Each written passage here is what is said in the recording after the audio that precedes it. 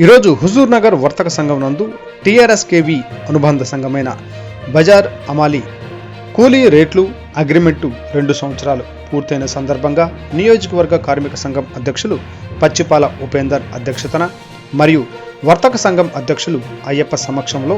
కిరాణం, medical, iron, fancy automobiles, cloth merchant, wholesale వ్యాపారుల యాజమాన్యం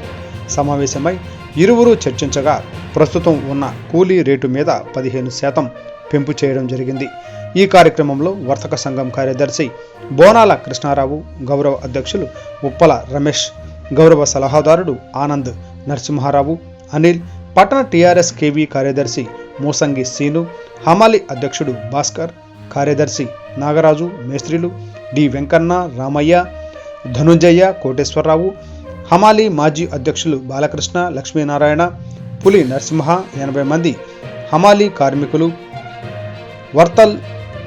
సంఘం ముఖ్యులు పాల్గొన్నారు. ఇందులో భాగంగా మరియు ఫెర్టిలైజర్ షాప్ హమాలి కూలీ రేట్లు టీఆర్ఎస్ కేవీ నియోజకవర్గ అధ్యక్షుడు పచ్చిపాల ఉపేంద్ర అధ్యక్షతన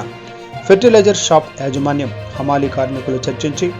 కూలీ రేట్లు పెంచడం జరిగింది. ఈ కార్యక్రమంలో fertiliser shop owners Shankar, Jagan, Ganesh, యజమాన్ ముఖ్యులు పాల్గొన్నారు.